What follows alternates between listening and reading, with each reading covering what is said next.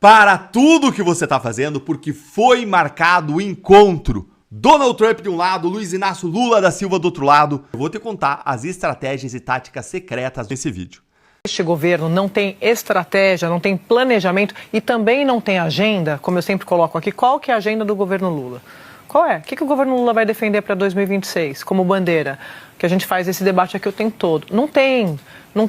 Qual que é, Valdo, a embalagem? Qual o produto que eles vão vender para o eleitor, do ponto de vista de vitrine eleitoral? Não tem. Então, o Congresso, de fato, farejou esse governo fraco, porque é um governo que vive de glórias passadas, mas as pessoas estão olhando para frente, as pessoas não estão olhando para trás. O que foi.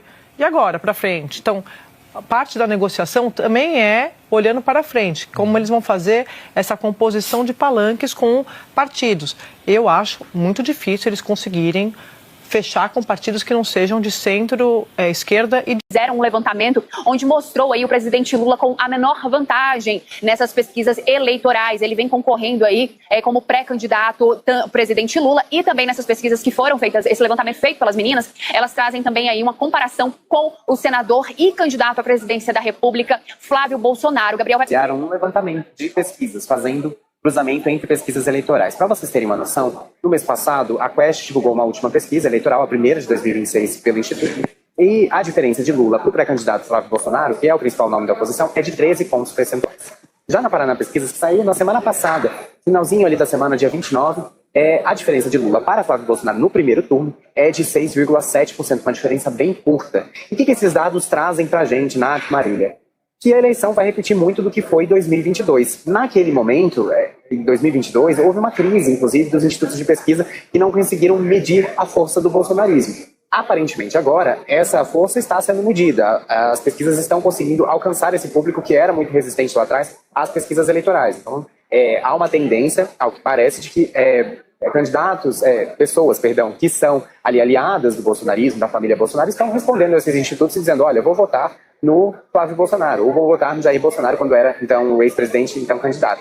Então, as pessoas aparentemente estão começando a responder. E aí a gente já está vendo, desde janeiro, uma consolidação desses dois nomes, tanto Flávio Bolsonaro do lado da oposição, quanto Lula do lado do governo, o que mostra uma dificuldade de qualquer outro candidato avançar nessa polarização de um lado e de outro. Estava com o Dr. Ricardo Schaefer Fernandes, que é um dos advogados do Felipe Martins, e ele me explicando que os próximos passos, o que eles estão fazendo dentro do inquérito para o Felipe Martins poder voltar à prisão domiciliar. E eu fiz uma pergunta muito parecida com essa, Paulo. Eu falei, mas Dr. Ricardo, adianta fazer tudo isso? Porque o Alexandre de Moraes vai dar de ombros e vai passar uma caneta e falar, não me interessa. E o doutor Ricardo disse, adianta sim, porque o Felipe Martins, inclusive, muito atento a absolutamente uma das mentes mais brilhantes que eu já conheci na vida também, ele sempre falava, tudo tem que ficar registrado.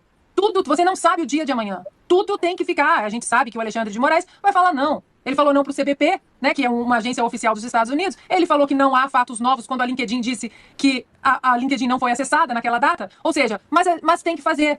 Então, vindo dessa premissa, a gente tem que seguir, a gente tem que protestar, a gente tem que falar, a gente tem, porque a gente não tem outra saída. Pior do que isso, não sei se dá para ficar mais pior, se dá para ficar pior do que isso. O que dá é para a gente continuar fazendo o que a gente está fazendo, protestando, falando, e o bom jornalismo apoiado por vocês.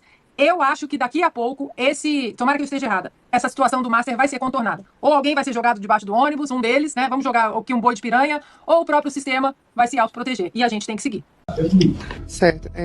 Então, doutora Damek, eu não fiz exatamente iguais as que vieram, mas acredito que todos os temas foram esgotados aqui. Eu peço até desculpa e eu confesso que o senhor me entregou aqui ontem, hoje, as perguntas que o ministro gostaria que fossem realizadas. Eu segui aqui o script praticamente. Então, fazer. Ele quer que eu. Se ele quiser que eu leia desde o início, a gente vai refazer. O senhor quer que refaça? Tá. Vou deixar consignado que as próximas perguntas todas vêm do ministro Dias Toffoli. Mas ele está de saída. Quem? Ele está de saída. O Haddad anunciou na semana passada a sua saída do cargo agora em fevereiro. De manhã. Então, ele não tem uma data específica, mas ele falou que já está tudo acordado com o Lula. Vai para onde? Ele destacou que o Dário Durigan, que é secretário que trabalha com ele, é o número 2 lá da pasta, deve ser seu sucessor. Mas ele frisou que quem decide é o Lula. É isso aí. Pô, mas legal, né? A economia tá indo pra casa do chapéu. Ele sai. Ele deixa o outro cara que... Pô, tá bom. Aí ele fala isso, olha... eu assumi com um cenário muito difícil. É a herança maldita do Bolsonaro. Fala Diz que ele vai ser candidato no Paraguai. Foi o cara que mais levou empresa pro Paraguai. Foi ele. Diz que vai ser candidato. Lá. Tá bem nas pesquisas. Ele foi melhor na economia no Paraguai do que aqui. Lá ele vai. Lá ele voa. Mas é sério. Lá o pessoal. Haddad. Narciso, se você comparar o Lula a um carro, eu acredito que muita gente vai concordar comigo, ele parece aquele Opala velhão, né, que em algum momento já foi bonito, né, já foi um carro de luxo, né, que dava um resultado, te levava para qualquer lugar. Hoje o Lula é uma pessoa retrógrada, atrasada, ultrapassada, um cara que sequer tem telefone celular, um cara que acha que inteligência artificial só serve para manipular vídeos e fotos em redes sociais. Ele não tem ideia de como isso é importante para um governo que quer se pautar pela modernidade, pela inteligência, pela tecnologia, na área como a inteligência artificial é importante na área da saúde, por exemplo, da segurança pública. São ferramentas importantes que ele desconhece completamente. Então, eu tenho a convicção que o povo nordestino, que historicamente tem dado o seu voto de confiança ao Lula nas últimas eleições, agora vai fazer o contrário. As pesquisas mostram que ele derreteu no Nordeste, porque, mais uma vez, é um produto vencido. O Lula é um produto vencido.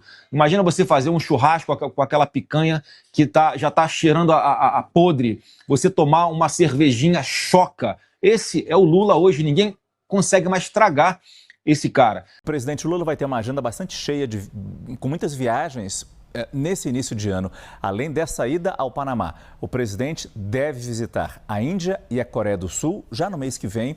E é possível que o presidente Lula vá até a Casa Branca logo depois. E aí, Jussara Soares mais uma vez com a gente. Essa viagem é importante para o governo, pensando nas eleições, né, Jussara? Exatamente, Márcio. Claro que o Brasil, a diplomacia brasileira, tem prioridades urgentes, como, por exemplo, o próprio citado pelo presidente Lula na chegada dele ao Panamá, que é a questão da Venezuela. Tem, obviamente, antes de tudo, ainda a questão comercial, a tarifas que ainda precisam ser retiradas sobre taxa. Também a questão do Conselho de Paz, que o presidente chegou a falar ontem diretamente a Donald Trump. E outro detalhe também, que o presidente Lula deve aproveitar este encontro para falar sobre a reforma da ONU, do Conselho de Segurança. Deve ser estes os temas prioritários.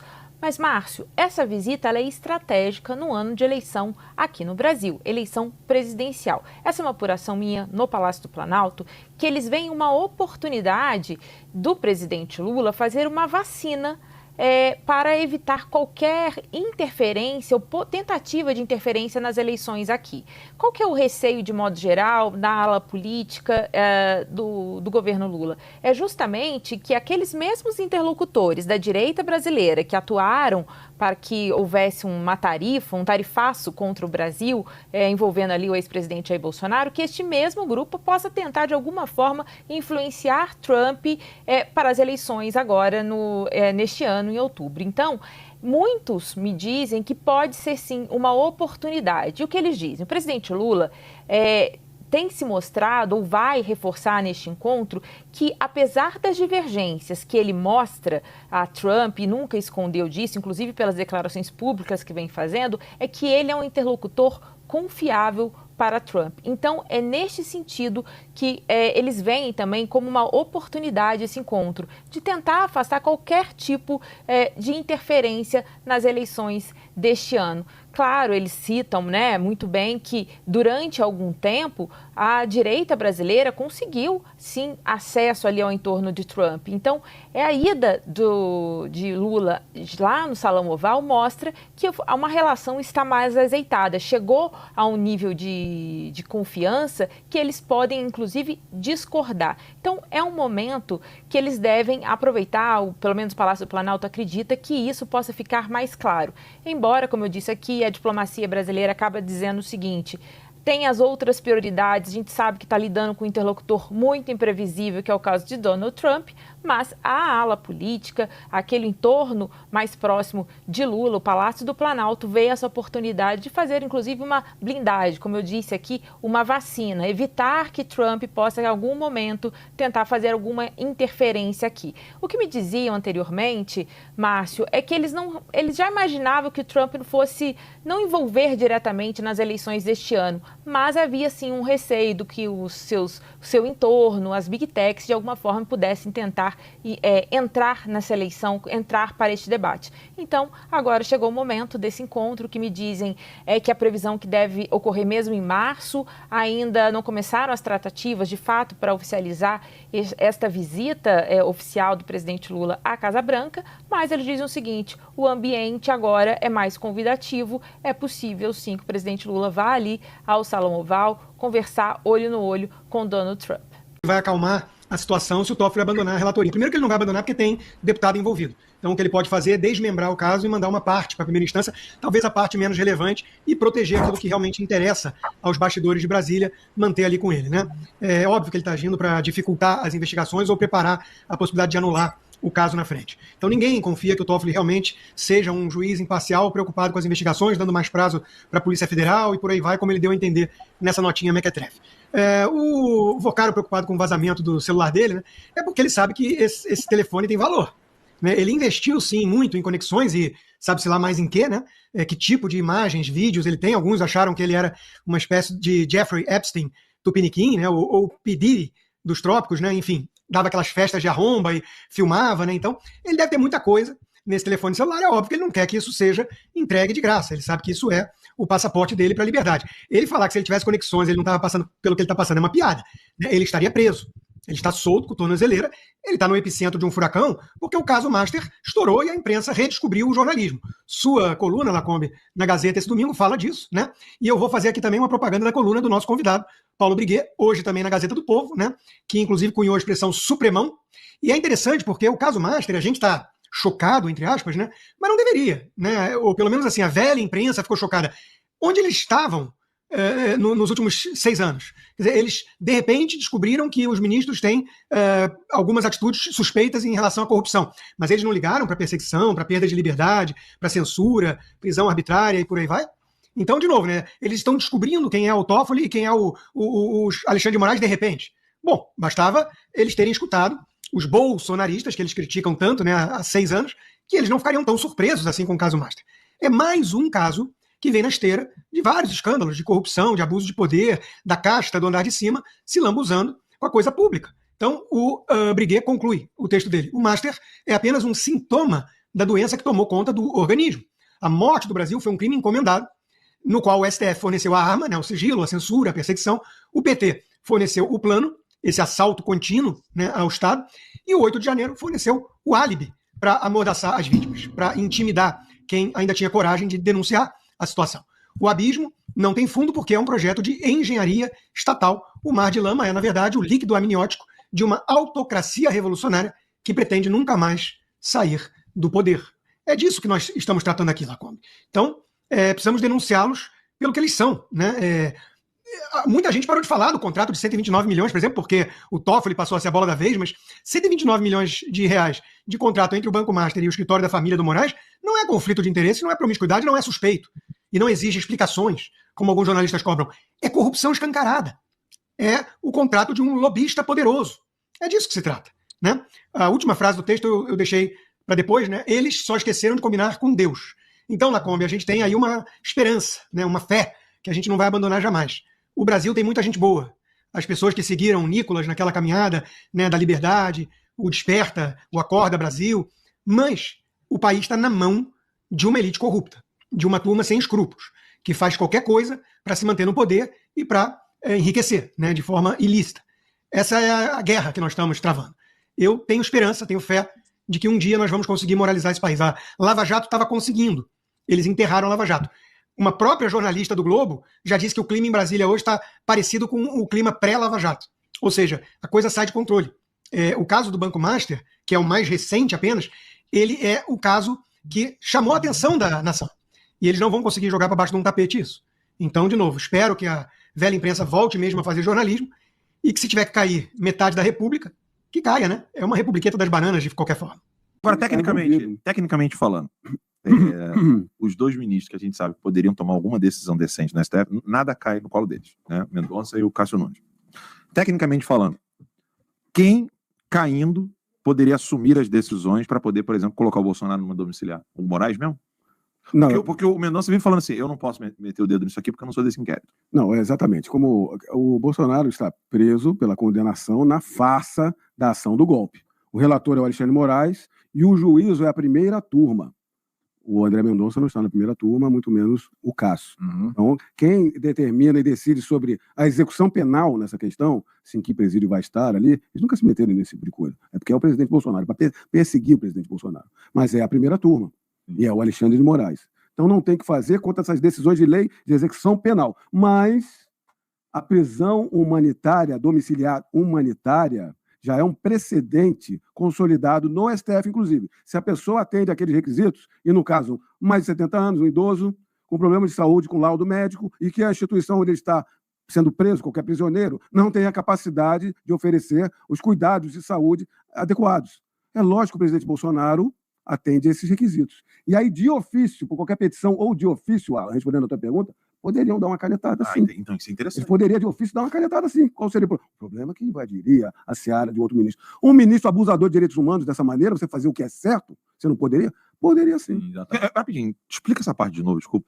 Mas é para o pessoal até fazer corte, explicar, divulgar e mandar para todos os amigos, conhecidos, que não é bem assim, cara. Não tem nada para fazer. Você já viu, quantos ministros você já viu que nem funcionavam nos autos, não estavam preventos na causa, não é relator, e dão decisões atropelando juízos de primeira instância, outros juízes de segunda instância, desembargadores. Há um acordo no STF que um juiz não passa por cima da decisão de outro. Mas se tem um ministro relator do STF cometendo essas atrocidades, por que você não pode ter a coragem de dar uma canetada de ofício para uma decisão de uma prisão domiciliar humanitária? Essa é a questão. Quantas atribuições e quantas jurisdições eles atropelaram? E coloca para plenário depois. Decide e joga para plenário para decidir. Exatamente. É isso que teria que fazer. Exatamente. Agora, voltando naquela questão dos ministros que estão na boca. Isso é um caso inédito. Né? Eu não estou querendo criar esperança de ninguém, não sei. Mas essa já está sendo a discussão no Congresso e no Executivo. Querem botar o Messias, o Pacheco. Esses ministros têm que tomar um freio na cabeça deles. A gente está apontando essas ilegalidades há quanto tempo? Então está tudo em cima do Toffoli. Agora eu vou contar uma coisa para vocês aqui, Alan. Você lembra que o Ibanez Rocha foi afastado do governo do Distrito Federal quando? Lá no 8 de janeiro, não foi? Foi. Quando é que ele foi reabilitado pelo Alexandre de Moraes? Em fevereiro de 2025. Opa! Quando foi o acordo do DF, do BRB do DF? Com o Banco Master. Em março de 2025. Tá, porra. Então você acha que o Alexandre de Moraes estava fazendo o quê com aquele contrato de 129 milhões? Não estava fazendo esses lobbies ilícitos? Tentando ajeitar tudo para livrar o Borcaro dessas ilicitudes? Você acha que ele estava ganhando 129 milhões por que tipo de ação? Para entrar no quê? Exatamente para usar o seu poder da sua cadeira para interferir no Distrito Federal, no Judiciário, na Polícia Federal, no Banco Central, em todas essas instituições. Vai ter que se explicar, porque o BRB, de repente, estava sendo fraudado com títulos e consignados de fundos de investimento pelo Banco Master, sendo fraudado, sem liquidez, o Banco Master, eu vou comprar agora o Banco Master. E logo em seguida que ele foi liberado para voltar a ser, porque ele estava suspenso como governador. Ele tinha sido afastado do governo do Distrito Federal. Ele foi colocado de volta. No mês seguinte, o Banco do Distrito Federal faz um acordo para comprar o... Cara, no mesmo dia? No mês seguinte. Mês seguinte. Que loucura, né? Brincadeira. Hoje, o Judiciário e o Legislativo voltam de recesso, mas o país não pode voltar fingindo que nada aconteceu. Com o retorno dos trabalhos no Supremo Tribunal Federal e no Congresso Nacional, cresce a expectativa de milhões de brasileiros que querem ver as coisas avançarem de verdade. O Brasil acumulou escândalos demais durante o recesso para aceitar mais silêncio, mais adiamentos e mais decisões concentradas. O caso do Banco Master é o exemplo mais evidente. As revelações se acumulam, os vínculos com o poder político e com membros do judiciário se tornam cada vez mais claros e, ainda assim, tudo parece caminhar em ritmo controlado. O país precisa de investigações profundas, transparentes e sem dúvidas sobre o seu resultado. A sociedade não aceita mais a lógica de que grandes escândalos morram por cansaço. O que está em jogo não é apenas um banco, mas a credibilidade de nossas instituições. Quando fatos graves se acumulam e nada acontece, a mensagem que se passa é que o crime compensa. Ao mesmo tempo, algo mudou fora dos prédios oficiais. O movimento Acorda Brasil, impulsionado pela caminhada liderada por Nicolas Ferreira, despertou um sentimento que estava represado. As pessoas voltaram a ocupar o espaço público de forma pacífica, vigilante e consciente. Não para atacar instituições, mas para lembrar que o poder existe para servir e não para se proteger. Essa vigilância não vai diminuir. Pelo contrário, cada dia mais brasileiros entendem que democracia não é delegar tudo e assistir de longe. É acompanhar, cobrar e exigir responsabilidade de quem decide. Com o fim do recesso parlamentar, o Congresso também terá um teste imediato. Deputados e senadores precisam derrubar o veto de Lula ao PL da dosimetria, que corrige excessos e reduz penas desproporcionais aplicadas aos presos do dia 8 de janeiro. Não se trata de impunidade, mas de justiça. Penas precisam ser proporcionais, individuais e fundamentadas. Elas não podem ser políticas. O Brasil não aguenta mais paralisia seletiva. Não aguenta mais escândalos sem consequência. Não aguenta mais decisões fechadas em círculos restritos enquanto a sociedade paga a conta. A volta do recesso precisa marcar uma virada. Ou as instituições respondem à pressão legítima da sociedade, ou a distância entre o poder e o povo continuará crescendo. E essa distância nunca termina bem. O país está acordado e não vai voltar a dormir. O meu nome é Tomé Abdushi e eu jamais desistirei do Brasil. Sério, isso daqui é uma das coisas mais indecentes que eu já vi em toda a minha carreira, com toda certeza. Toffoli orienta perguntas a diretor do Banco Central em busca de omissões e contradições sobre Master. Gente, vocês não estão entendendo. O Estadão teve acesso às justificativas do Toffoli para sua assessoria das perguntas que ele queria que fossem feitas ao diretor do Banco Central com a finalidade de desconstituir a liquidação do Master. Isso mesmo.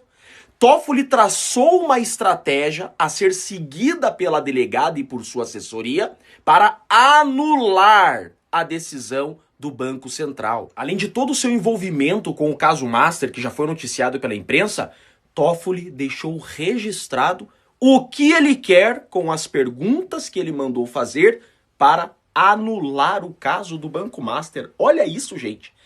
Essa é a pergunta mais importante do processo. É Toffoli falando para a assessoria dele. Sem data não existe tempestividade. Com data surgem imediatamente as omissões. Gente, esse é o relator do caso, com estratégia para anular o caso Master. Ele está advogando para o caso Master. Calma que ainda fica pior. O Estadão teve acesso aos registros. Olha só. O ministro também registrou o motivo da pergunta em uma observação. Cria uma contradição lógica incontornável. Ou o conceito de tempestividade é esvaziado, ou a fiscalização falhou por anos.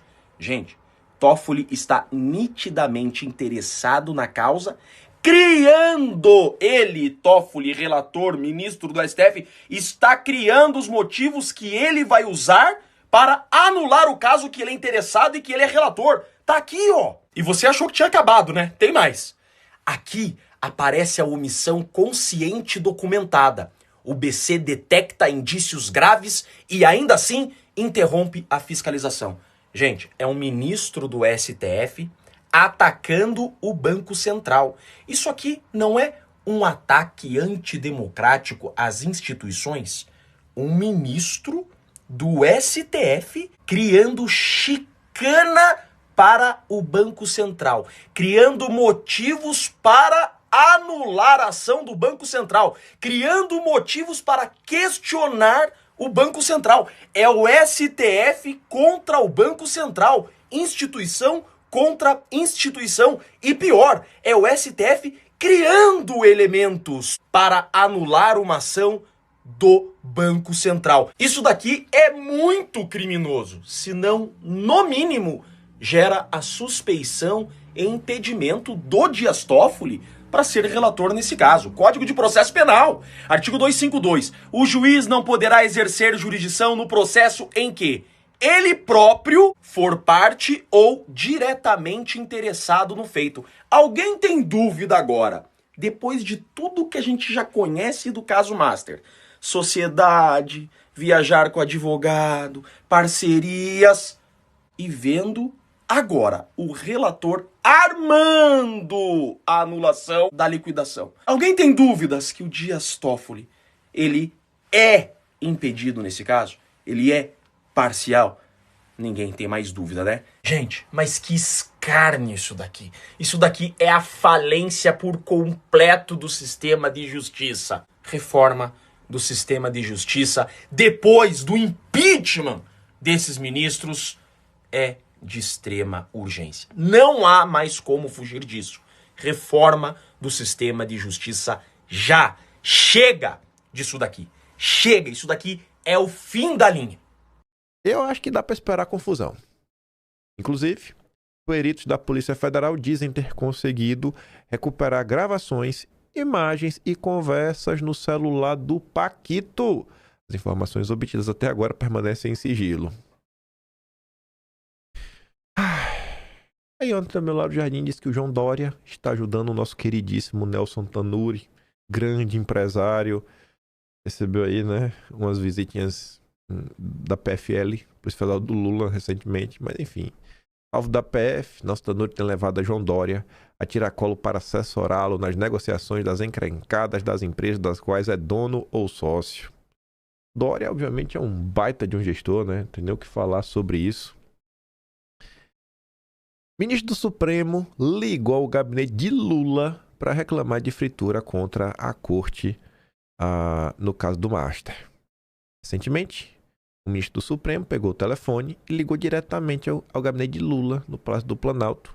A conversa que seguiu foi pouco amistosa. Havia naquele dia avaliação no Supremo de que o petismo instalado no Planalto estava estimulando ataques contra a corte na esteira das investigações do Banco Master. Na alegação, o ministro do Supremo fez questão de deixar claro que sabia quem seria, na visão dele, o responsável pelo jogo sujo visto em blogs de esquerda. E o alvo teria sido o Sidônio Palmeira. Se é o Sidônio ou não, não sei. Agora você vê que o clima tá bacana, né? Bacana o clima. Tá todo mundo brigando entre si. Tá igual na Venezuela, depois que o Maduro caiu. E teve lá um drone voando, que era do próprio militares da Venezuela, e aí foi tiro para um lado, tiro para o outro, achando que já estava sendo invadido pelos Estados Unidos. Tá assim, tá todo mundo desconfiando da própria sombra. Aí, o Estadão fez uma nota que não condiz com a realidade. Só precisava esperar um pouquinho para perceber isso. Essa pergunta da manchete será respondida pela Veja ao longo do final de semana. Mas no final da semana passada, né, na sexta, o Estadão fazia a seguinte pergunta na manchete: gesto de Toffoli no caso Master é para salvar o pescoço, o Supremo ou ambos? 7 dias separam duas notas oficiais. A primeira foi do Fachin, datada de 22 de janeiro. A segunda, do Toffoli, divulgada na quinta, dia 29. Ambas tratam do mesmo caso, a crise provocada pelas investigações do Banco Master. No meio delas, Fachin falou o Estadão. Seu tom tradicionalmente catedrático deu lugar ao discurso de quem precisa expor na esfera pública o que uns e outros colegas não querem ver.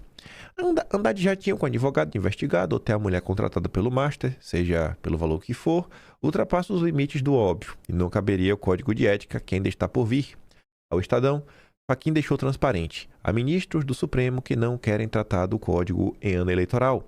O presidente do Supremo foi ao limite da ironia ao falar desse argumento, lembrando que, de 2 em 2 anos, a campanha no Brasil. Ou seja, se isso é trava para o Supremo aprovar um código, é o mesmo que dizer que não vai aprovar nunca. A entrevista do presidente do Supremo serve para corrigir a interpretação de quem viu a primeira nota como blindagem a eventuais deslizes de Toffoli no caso Master. Fachin indicou que não é isso. Os erros, advoga, podem ser sempre corrigidos pelo plenário.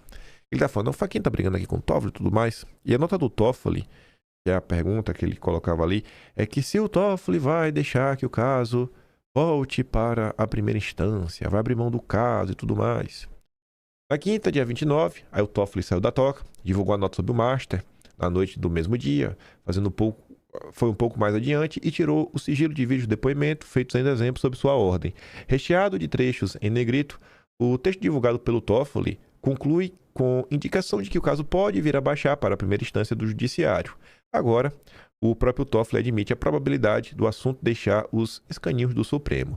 Se isso de fato ocorrer, estará dado o primeiro passo para a Corte se livrar do ônus de ter que lidar com o processo e põe em questão as condutas de Toffoli e Moraes. O primeiro, como relator, teve irmãos negociando com o fundo ligado ao banco investigado. Abrir mão do caso vai na direção de quem prefere preservar o pescoço. O segundo, tem a mulher remunerada pelo Paquito. E até agora, né, ninguém viu problema com isso. Agora, se o gesto vai servir para livrar ambos de novos desdobramentos por conta dos vínculos pretéritos, são outros 500. E aí o Toffoli ficou chateado. Viu? O Fachin vem se isolando no tribunal com suas declarações. O Fachin depois falou com a Globo, depois dessa entrevista do Estadão, da possibilidade de corrigir.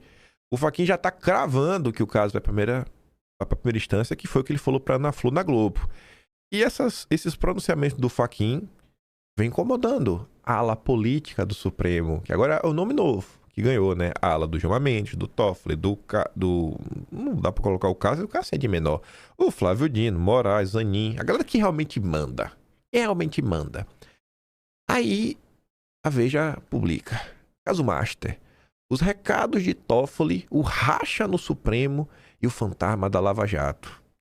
Toffoli não gostou de ver publicadas na imprensa declarações do Fachin. Gostou não. O magistrado foi claro ao afirmar o Radar. Radar é o nome da coluna de fofoca política da Veja. Ou seja, ele foi claro ao afirmar para a Veja que está calcado em um parecer do PGR, do grande Paulo Gonet, que defenderá que o acervo ficasse no Supremo até a coleta completa de provas e que conduzirá o processo normalmente se houver indícios de pessoa com foro. Só precisa ter indícios. Se tiver indício, já tá bom. Enquanto a ala do Supremo considera que a presença do tribunal deveria ter sido mais contundente na defesa de seus ministros, em tom muito diferente da nota inicial que Fachin diz que a cobertura do caso Massa pela imprensa era um ataque à democracia, o grupo tido como mais político no tribunal cerrou fileiras com Toffoli e afirma que com o tempo as críticas à corte devem esfriar e Toffoli continuará normalmente no caso. Vai, Toffoli, uma hora o pessoal vai cansar de ficar reclamando aí do teu trabalho. Vai que é tua. Resumo. Ao se defender pela primeira vez das críticas à condução do Master, Toffoli afirmou que apenas ao fim das investigações vai analisar se envia as descobertas de investigação para outras instâncias. E, gente, na boa, eu acho muito difícil acontecer, porque se tá todo mundo falando que o escândalo do Banco Master, que o Daniel Vorcaro, o nosso lindo Paquito, tem conexões com todos os poderes, quais são as chances de, no meio dessas confusões, não surgir alguém com foro privilegiado? Pelo amor de Deus, pô. Com isso, além de escancarar o racha dentro do tribunal, coloca-se em lado oposto ao de Fachin e mais próximo a de atores, como Gilmar Mendes e Alexandre de Moraes. Gostei disso. Atores. Os atores. Eles realmente são atores, né? Digno de Hollywood o que essa turma tá fazendo. A primeira manifestação de Toffoli sobre o Master também pode ser interpretada como uma espécie de seguro anti-Lava Jato, ao afirmar que, ao final, vai avaliar se envia o caso para a primeira instância, aspas, sem a possibilidade de que se apontem nulidades em razão da não observância do foro por prerrogativa de função de violação da ampla defesa e do devido processo legal. Toffoli tem no retrovisor as investigações sobre o escândalo do Petrolão. Conduzidas pelo Moro, elas acabaram majoritariamente anuladas pelo próprio Toffoli. Toffoli anulou punição a réus confessos, cláusulas que permitiam multas milionárias, delações premiadas e uma enxurrada de provas colhidas em anos de Lava Jato, consideradas por ele contaminadas pelo fato do Moro ter sido parcial. Referências indiretas à Lava Jato também podem estar nas menções de Toffoli ao endosso do PGR para que o caso tramitasse no Supremo. E a informação de que ele próprio rejeitou, aspas, todos os pedidos de reconhecimento de nulidades formulados pelas defesas dos investigados, inclusive por violação de prerrogativa de foro. Neste caso, mais uma vez, uma indireta ao Fachin é inevitável. E por quê? Porque o Fachin era o relator da Lava Jato na corte e apenas em 2021, sob a alegação de que os casos tramitavam no foro errado, votou para anular todas as condenações de Lula determinadas por Curitiba. Não dá para esquecer nisso, né? Lula só está de volta por causa do Fachin. E quando isso aconteceu, quem apareceu em público para defender o Fachin contra os bolsonaristas foi Deltan Dallagnol e Sérgio Moro. Aproveitando aqui o espaço, vocês estão vendo na internet, né, algum comentário sobre os arquivos lá, né, do Epstein nos Estados Unidos. Aí tem uns comentários lá sobre a Marina Abramovic. Marina Abramovic, quando veio ao Brasil, né, encontrou com a amiga dela, que é a Madeleine Laxo, que é amiga do Deltan Dallagnol. Eu queria ver Deltan Dallagnol denunciar isso daí, ver se ele é homem mesmo. Falar da amiga dele e os vínculos, né, com esse caso. Esse caso tá chocando o planeta, Deltan. Tua amiga pessoal, né? E aí fica se vendendo aí como super cristão. A tua vida, meu irmão. Olha teus amigos. Olha com quem tu andas, eu te digo quem tu és. E curiosamente, só duas pessoas me chamaram de trombadinha do dossiê ao mesmo tempo. Trombadinha do dossiê. Deltan Dallagnol e Madeleine Laxo. Quando explodiu o escândalo da USAID, né, ambos trabalhando juntos aí para tentar tirar o corpo fora, porque os amigos do Deltan estavam envolvidos também com a USAID, né, a turma da Transparência Internacional. Não podia deixar isso passar, né? Tem que lembrar para ver se a direita acorda. Os primeiros pedidos do então advogado Cristiano Zanin, hoje ministro do Supremo, sobre este tema foram apresentados 5 anos antes, em tempo. Ainda que, em algum momento, o caso Master vai de fato para a primeira instância, Toffoli é o ministro prevento para eventuais recursos ao Supremo e, necessariamente, será o relator de todo pedido de advogado e réu que bater as portas do Supremo. O caso não vai sair da mão do Toffoli. Não vai. Não vai.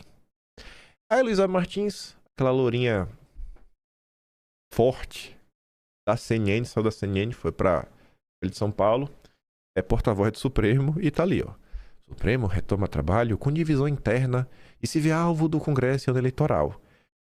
É uma desculpa esfarrapada para uma solução esfarrapada. Esse código de conduta não resolve nada.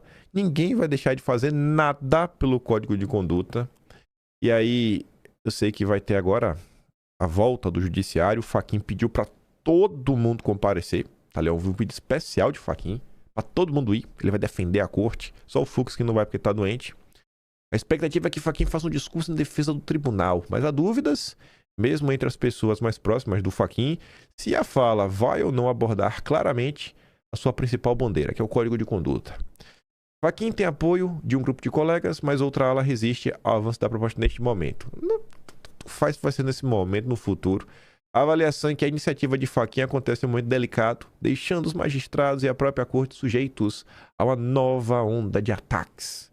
Fachin foi aconselhado a não fazer movimentos bruscos, sob pena de fragilizar o Supremo, logo no início de um ano que promete ser conturbado devido às eleições de outubro. 3 ministros ouvidos reservadamente pela Folha veem um horizonte de atritos com o Congresso nos próximos meses. Adivinha quem são os 3 ministros que a Luísa falou? São os 3 da ala política. Eu aposto dinheiro. Como é que eu sei? Essa aqui, no caso, é a intuição, por conhecer com quem a Luísa comenta, né, principalmente nos tempos de CNN. Análise. Pressão por código de conduta para o Supremo fortalece Fachin. Será mesmo? De acordo com o Venceslau, o ministro vem fazendo movimentos calculados para promover a ideia do código de ética. Porém, boa parte dos ministros demonstra resistência. O argumento é que o momento não é ideal, já que nesse momento esse código podia ser interpretado como admissão de culpa. Como assim, né? Vão admitir que tem culpa no carro? Eles nunca têm culpa de nada, eles nunca erram.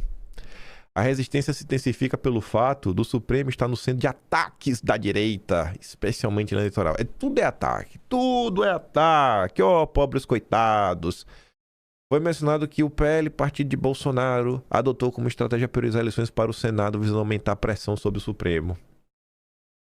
Não pode ser assim, focar no Senado para tentar solucionar os problemas do Brasil? Será que a gente não pode seguir por esse caminho? Aí, falando do código de ética, apesar de discussão sobre código de conduta, vai ter de Mapaluz em 2026. Vai estar lá, todo mundo, uhul! Anteciparam aí pro início de junho, né? Porque vai ter a Copa do Mundo, aí tem que dar tempo, gente, todo mundo vai curtir a Copa do Mundo, é maravilhoso! Resta saber se em tempos de discussão sobre código de conduta e das relações perigosas reveladas recentemente no caso Master, se vai repetir a enxurrada de magistrados passando a semana em Portugal. Sim, vai. Eles não têm vergonha nenhuma. Eles vão deixar de ir porque eles vão ser criticados nas redes sociais. Eu vou deixar de beber vinhos caros, eu vou deixar de ser paparicado, sabe? De ser assim, né? Receber um baita tratamento. belos jantares, porque vão me criticar nas redes sociais. Vai sim. Vai ser um fracasso o Gilmar-Palusa desse ano. Aí o garotinho apareceu aí nos últimos dias, falando outras coisas, que eu acho que é tudo mentira. Eu só vou dar play pra mostrar pra vocês que é mentira. Acho que é tudo mentira isso daqui. Escutem essa mentira do garotinho. Mentiroso, compulsivo. Não acreditem em nada do que ele tá falando. Você vê acontecer um crime e você diz, só pode ser alguém que soubesse onde a pessoa estava ou alguém que estava lá. É o caso do Banco Master. Meus amigos, foram divulgadas situações que deixam claro quem criou esse problema. Eu vou dar aqui o nome. Quem criou esse problema todo foi o senhor André Esteves, sócio-presidente do BTG Pactual. Ele criou por quê? Como ele teve acesso a essas informações? Ele tentou comprar o Master. Fez uma auditoria. Uma due diligence. Ofereceu R$1 em troca de assumir o passivo. O Vorcaro não aceitou. Então, ele pressionou para que o banco fosse liquidado. Agiu corretamente o Banco Central e liquidar um banco que estava cheio de problema. Mas por que o André Esteves, que contou tanta coisa, não contou que quem vendeu como corretor os títulos podres do Banco Master foi o BTG e o Nubank? O vídeo foi com um cortezinho. Esses três, mais de novo. Foi com um cortezinho, né? Só apareceu o nome de 2 bancos. Mas acho que vocês sabem quem é o terceiro banco, né? Se não sabem, pergunta ao Constantino. 80% dos títulos podres do Banco Master foram vendidos por esses bancos. Aí eu pergunto, o sujeito que oferece um título podre a você, só quem emitiu o título que é responsável ou quem vendeu também é? Gostaria de saber. Eu não sei de nada. Porque, veja, eu faço aqui algumas perguntas assim muito simples. Vocês acham que quem divulgou a imagem do André Esteves descendo naquele resort e o Toffoli diz que não é dele, a imprensa diz que é dele, os parentes dizem que é dele. Vocês acham que foi o Toffoli? Não. Não. Claro. Se não foi o Toffoli, foi quem? O André Esteves. Ele esteve lá. Ele tinha as imagens. Como ele fez diligência, ele sabia quem eram os conselheiros, quem eram os diretores. Vocês acham que o Lewandowski ia divulgar? O escritório dele tinha um contrato com o Banco Master de R$250 mil por mês. Lógico, o cara não ia. O Lewandowski chegou ao ponto de pedir demissão, pedir para sair do Ministério da Justiça, porque estourou essa situação. Vocês acham que o ministro Alexandre de Moraes ia divulgar que o seu escritório,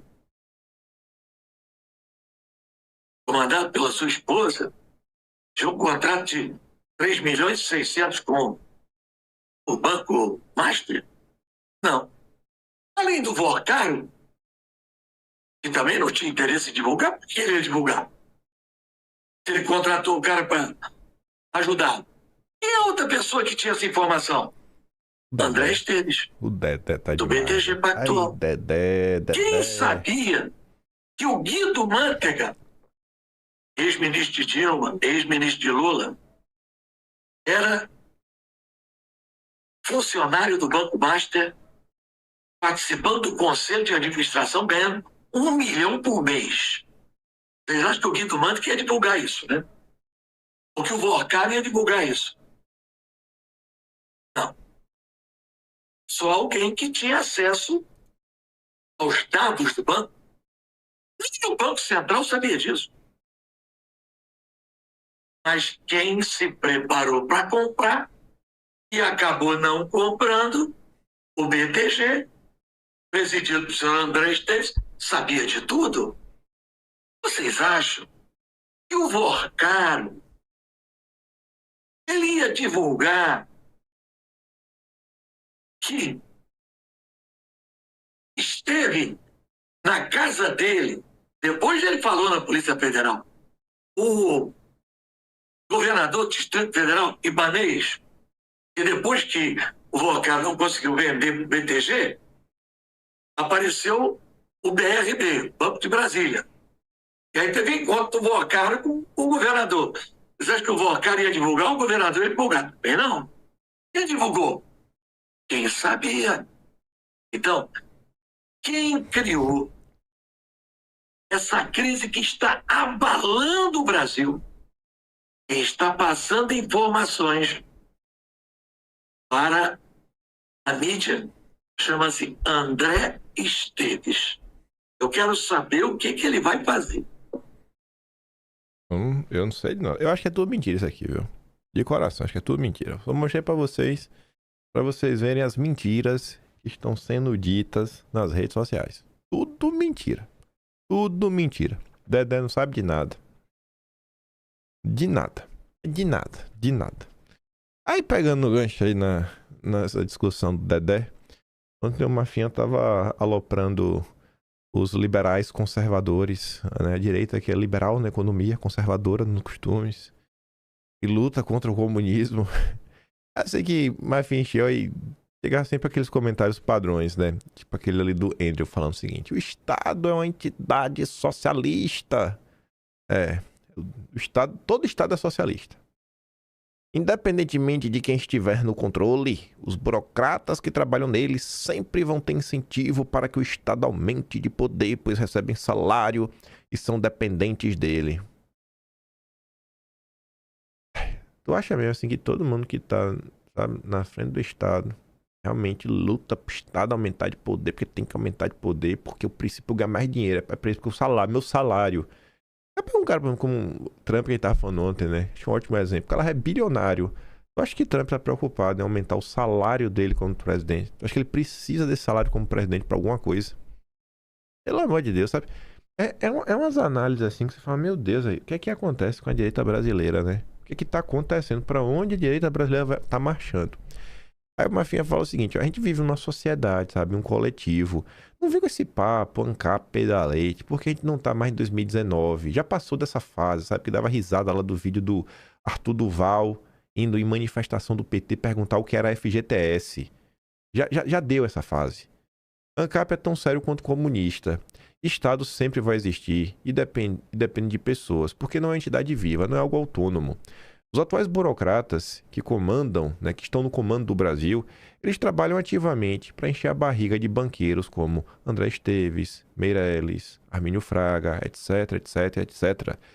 Trabalham dia e noite para ganhar, eles trabalham dia e noite para todo mundo, para essas pessoas ganharem dinheiro sem fazer nada, com juros lá nas alturas, enquanto o brasileiro médio não consegue comprar nenhuma casa a mais. Inclusive, o escândalo do Banco Master deveria deixar escancarado como são os banqueiros que incentivam com muito dinheiro, né, a administração do Brasil. Aí, olha o que o Marfinha fala agora, que acho que você vai entender porque eu coloquei esse comentário no vídeo hoje. Se um banco qualquer, um banco pequeno, responsável por 0,5% do mercado, que era o Banco Master, 0,5%, um banco minúsculo como o Master, colocou muita gente no bolso. E gente do Olimpo. Gente do governo Lula. Imagina o que um Itaú ou um Bradesco fazem. Imagine. Bancos que, inclusive, estão na pista há anos. que seus próprios familiares estão na máquina pública, em cargos que às vezes as pessoas nem sabem, nem conhecem, e participaram de discussões de todo o arcabouço econômico, fiscal, monetário brasileiro ao longo dos últimos 100 anos. Não. Quando é que o povo vai acordar, sabe? Para compreender até onde vai o alcance desses senhores feudais. E pegando um gancho nessa discussão de que as coisas são um pouco mais complexas do que elas aparentam. A notícia de cima foi de hoje. Madrugada de hoje. A de baixo de sexta-feira. Votorantim negocia a venda de empresa de alumínio para estatal chinesa. Olha aí, ó. Viva o livre mercado. Pronto. Livre mercado. Vai ter competição e tudo mais, o governo não vai interferir em nada. Tá aí. Essa notícia, grande parte da direita consegue ficar maluca, né? Porque tem a palavra China. Meu Deus! Não, a China não! Agora, quando é, sei lá, a estatal de Abu Dhabi, não é a empresa estatal, né? É um fundo soberano de Abu Dhabi. Quando é o Mubadala comprando, ninguém reclama. O Mubadala pode comprar o Brasil. Quando é a estatal italiana, a Enel aí de energia, quem mora em São Paulo deve estar muito feliz, né? Com a energia nos últimos 2 anos. Aí também ninguém fala nada. Só o liberal conservador, ele só se choca quando é a China e a Rússia. Todo mundo pode comprar o Brasil. É literalmente comprar o Brasil. É um país tomando o controle de setores-chave da nação. Mas aí pode. Só não pode a China e a Rússia. Os chineses se tornam um dos maiores produtores de alumínio no Brasil. É incrível. É incrível. Aí o pessoal com aquele discurso, não, porque no Brasil é isso, aquilo, outro, não tem incentivo. Nada no Brasil tem incentivo pro brasileiro. Agora o chinês quer tudo no Brasil, é incrível. Eles já se tornaram o maior produtor. Aí vem aquele papo do liberal que não tem incentivo para ninguém investir nisso, investir naquilo outro. Tudo é culpa do Estado. Aí enquanto os caras ficam nesse papo maluco, tá lá, a China comprando o Brasil inteiro, de norte a sul. O que vai ser feito para parar isso daí? O que vai ser feito para parar isso? E eu não tô falando dessa toa, né? No vídeo ontem eu comentei muito sobre o debate, eu continuei assistindo esse debate, eu parei, porque eu falei, nossa, tá doendo dentro do meu coração. O cara mandou a pergunta que o brasileiro, o liberal e o conservador não possuem um plano para reindustrializar o país. Todo mundo que foi não conseguiu rebater, não conseguiu nem admitir a própria falha da direita, que realmente não tem. E aí o pessoal dava como solução para reindustrializar o Brasil, não é só diminuir o tamanho do Estado. Aí toda a justificativa das pessoas era que não, que o Estado é muito grande, e se o Estado é muito grande, o povo não quer investir em indústria. Aí o cara falava, o cara falava de BYD, chutando BYD, né? Falando, cara, olha só, essas grandes empresas no mundo, elas não nasceram do nada. Essas empresas precisam, né, de todo um aparato, logística. Por exemplo, a gente tem no Brasil o quê? Montadoras de carro. Gente, um carro tem diversas peças. Não são todas as peças produzidas pela Volkswagen, nem todas as peças são produzidas pela BYD, nem todas as peças são produzidas pela GM, Ford, etc. O cara pega vela, por exemplo. Vela de carro. Todo carro tem vela. Todo carro a combustão tem vela. A maior parte das velas da NGK é a marca que produz. A Ford não tem uma fábrica de vela. Assim, carro, na maior parte do tempo, você tem uma montadora. As marcas, elas produzem o seu próprio motor, lá o bloco e tudo mais. Mas muita coisa, às vezes até o bico injetor, compra de alguém. E aí, essa discussão, o cara atrás para falar da BYD, falou, cara, no Brasil tem a montadora, mas não produz a bateria. Por quê? Porque a bateria depende de 1001 coisas. Não é assim, não é tão simples. E aí vinha a galera direita, não, porque o problema é o Estado. O cara pontua uma coisa que é verdade. O Brasil, com o passar do tempo, só fez abrir cada vez mais a economia. E isso não resolveu. E também não significa que se você fechar a sua economia vai dar certo. Abrir e fechar a economia não é o que vai fazer dar certo ou dar errado. Mas você precisa ter um plano mínimo. Você precisa ter um planejamento mínimo. A galera da direita ia pra lá para recusar a existência de um plano. Aí eu fico pensando... Aí, pegando o gancho da pergunta, que era o seguinte. O mercado não é quem faz a melhor alocação do capital. Ele colocava mais ou menos nessa linha. Aí você vê. Quando você pensa em torno de país, de nação... Para um país é importante que ele seja, principalmente um país como o Brasil, que consegue produzir petróleo, assim, em abundância e é autossuficiente em petróleo, seria muito importante para o Brasil também ser autossuficiente no refino do petróleo. Refino, investir em refinarias. Desde que o monopólio, construção de refinarias e tudo mais, foi quebrado, aí pode entrar em debate. Não quebrou totalmente o refino, ou por mais que tenha feito, não é tão vantajoso para a iniciativa privada. Beleza, mas desde então, ninguém quis investir em refino no Brasil. Por quê? Porque investir em refino é uma coisa que só vai trazer retorno, cara, em décadas. É muito caro você construir uma refinaria. Não é um investimento ótimo, mas é um investimento necessário para uma nação. É igual você construir a Itaipu. É igual você construir uma grande usina de energia. A galera da direita tá tão na loucura de tentar, assim, provar que ela que tá certa ou tá errada. Os caras não param nem pra ouvir. Sabe? É uma loucura. Eu nunca vi uma maluquice tão grande como foi esse debate. Sério. Me abalou. Aí eu tô repercutindo tudo isso e mostrando aquela notícia anterior, porque o Cauã pegou um recorte que nem eu lembrava disso daqui, da entrevista que eu fiz com o Olavo. E ontem eu, inclusive, falei do Olavo, eu falei no vídeo ontem o seguinte, falei, gente, o Olavo falava que ele passou mais de 20 anos estudando antes de dar uma opinião. Fica calado para não falar besteira, para não passar vergonha. Ler, estudar, saber o que está falando, ter lido sobre os assuntos que ele está debatendo. Não igual os maluquinhos, os doidinhos da praça aí que ficam aí nesses debates malucos. Escuta esse relato do Olavo. Escute esse relato do Olavo e assiste lá 10 minutos para você entender a minha frustração. Reúne toda essa putada, né? A mulher que escreveu o livro, Como Discutir com o Fascista, chama essa idiota e diz, tá bom, me diga aí, quem foi Maurice Bardesh? É? Não sabe. Quem foi Alfredo Rocco? Mas não sabe. Eu nunca leu uma porra de um autor fascista. Também outro dia, veja, fui entrevistado pela famosa rádio britânica, né? Bebuceta. E ela falando lá, ela achando exagerado uma coisa que eu estava falando da KGB. Eu perguntei, que leu, você leu sobre a KGB? Nenhum. Tem que mandar tomar no cu, porra. O que eu posso fazer? Do outro lado temos o CEO que tá debatendo com o Dugin, mas ela não leu nada da KGB e quer dar pitaco. Pois é. Né? Agora, você põe uma pessoa dessa na frente do Dugin, o Dugin estraçalha. Todos os nossos governadores de Estado, todos os nossos ministros e todo o nosso Congresso e todo o corpo docente, todas as universidades. Ele destrói tudo.